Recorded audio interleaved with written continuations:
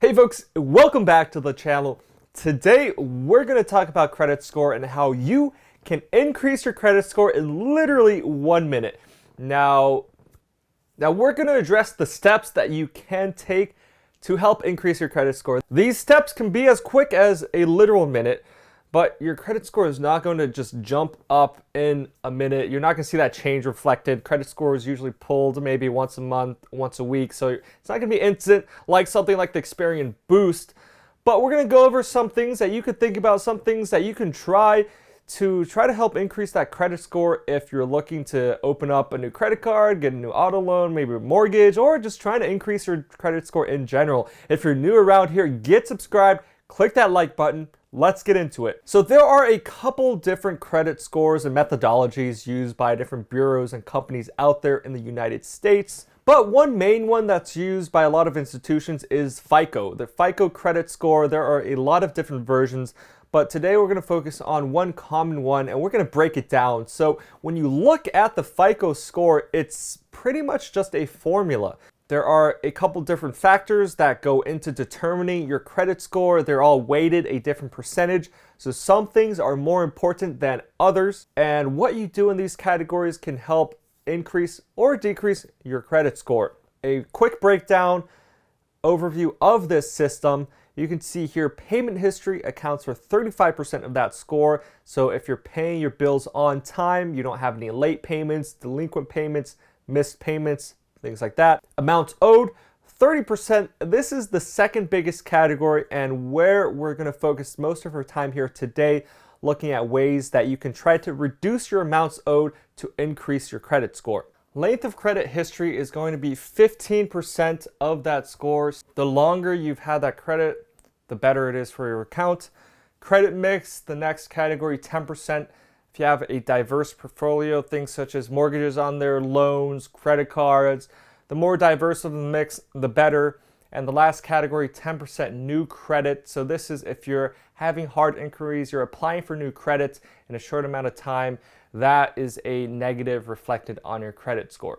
As we said, today we're going to focus on this part, but credit score, it may not be the perfect system. Some people might have some complaints. That's for another video, another discussion. But today we're focusing on this because it's used by a lot of institutions here in the US, so it's pretty important. And if you're going to try to get a new mortgage or a loan, having a higher credit score can literally save you thousands of dollars throughout the course of term of that loan. So it is in your best interest to try to maintain a high credit score. And some of the things I'm going to cover today will only take you a few minutes. So even if it doesn't work out for you in your case, you won't be wasting too much time just taking a look at it and understanding how exactly the system works. The main area we're going to focus on today, the amounts owed, 30%, is pretty much a credit utilization. So if you have credit cards, for example, this is the total amount of credit that you have out of all of your accounts. Typically, if your utilization rate is pretty high, that's going to be a slight negative on your account. For example, if you have $10,000 of credit available to you every single month and you're using it, maxing it out, $10,000 a month, even if you pay it off in full, you have great payment history, you've had these cards, your account age is 10, 15 years, the other categories are going to be fine, but this category, the 30% amounts owed, may take a small hit. So the first thing you can do, and this is very quick, is to just try to pay off your balance maybe every week or every other week or after you've made a large purchase, to try to avoid having that staying on your account throughout the whole month until the statement closes and until you actually pay it and have your bank process that payment, which could take 3 to 5 days.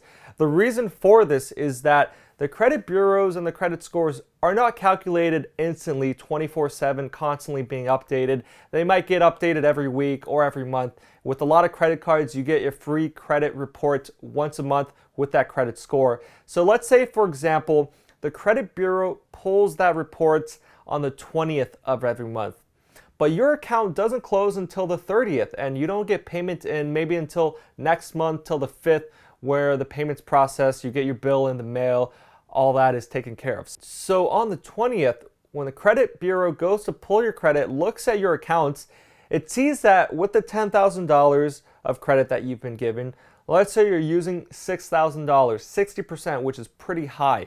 Even though you pay it off just a couple weeks later, at that point in time, your utilization is 60%. So what we can try to do is try to pay off some of these balances as they come up. So maybe we're keeping that balance at, maybe $500 to $1,000, 5-10%, keeping it pretty low.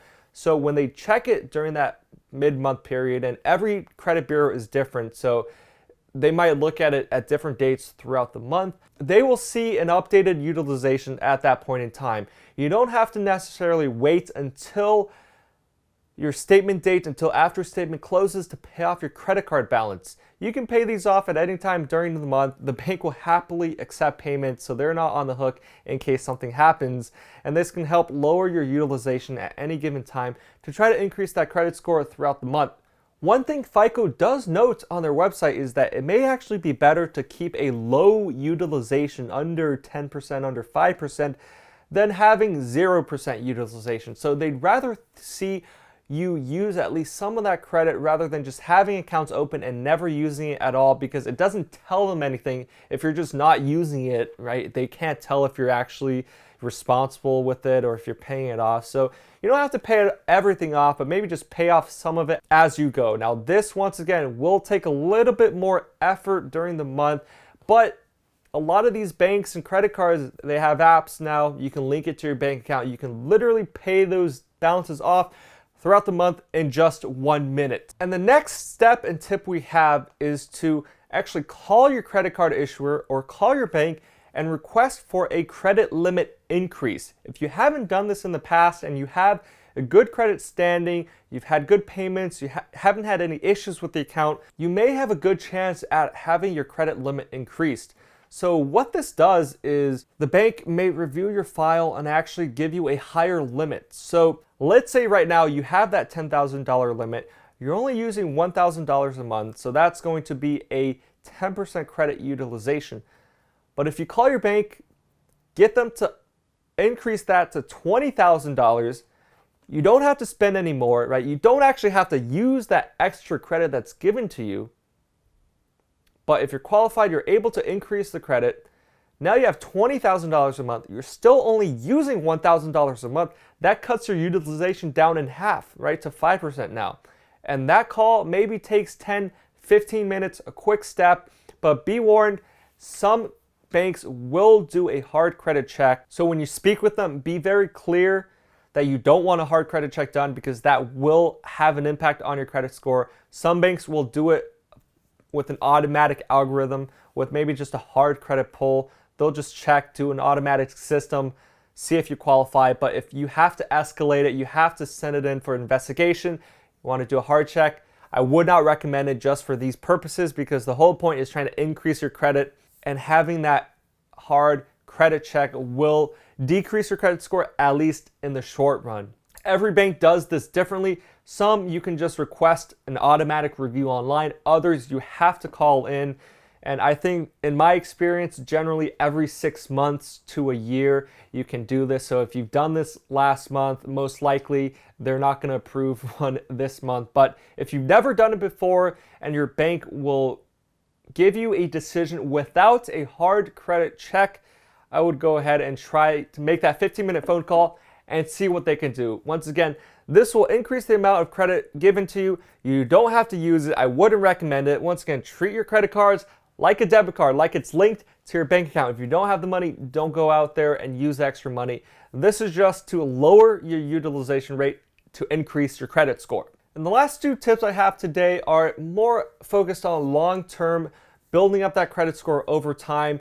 These are things that won't take you very long to do, will take a while to have an impact to show up on your credit score. The first being, try to make those payments on time every month and not miss a payment. This could be if you're forgetful in the past, maybe you forgot, maybe the bill got in the mail, you didn't see it, you didn't get the notification, and you had a late payment for some reason. This will have an impact. So the point of this is to try to reduce any late payments, to eliminate that completely. And things such as setting up an auto pay, even if it's just the minimum payment per month, at least you get that $25 out there sent out automatic from your bank account every month, so you're not being late on any payments. Even if you miss the bill, you're not able to pay it off in full, at least you're not getting any late payments, even if you do have to pay interest. Now, before we talked about checking that constantly, paying maybe every other week, every week. If you're not able to do that, at least set up some auto payment system so you're not forgetting about it, so you're able to make on-time payments. And this will go towards building up your credit score in the future. Once again, setting this up will only take a couple minutes, but it will pay off in the long run so that you don't forget any payments, you don't have any late payments to ding your credit score. And the second quick step is if you have a good credit history, you have a good account, you can think about opening up a new credit card. So for a lot of people using just one credit card, that's great. But as we saw earlier, the credit utilization, the amount owed, and the credit mix, length of credit history are actually pretty significant parts of your credit score, with the new credit only being 10%. So if you do go ahead and apply for a new credit card, assuming that you will get approved, that initial credit check will lower your score by a couple points in the short term, but that will fall off in a year and should fall off of your credit report completely in 2 years' time. Whereas the benefit of having a new credit card, of having more credit to you, once again, lowering the overall utilization, helping you have more accounts open.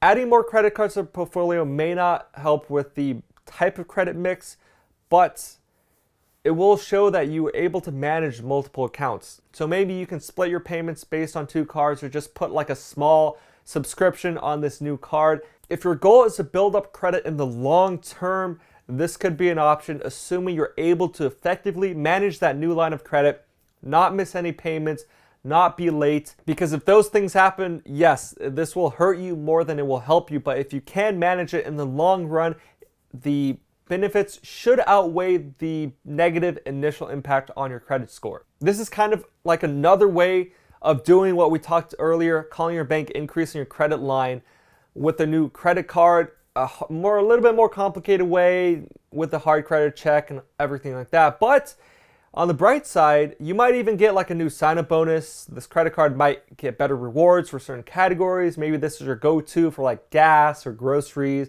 or traveling. You have a cashback credit card, you have a traveling credit card. For people just starting out, trying to build up their portfolio, this could be something to look into. So while I've laid out these quick couple steps for you to look into to build your credit score, I want to end this video by talking about if this even matters to a lot of people. So we know that generally having a higher credit score is more useful, but the difference between like a 760 and a 745 for most people who aren't looking for a loan in the immediate short to medium term is not really much.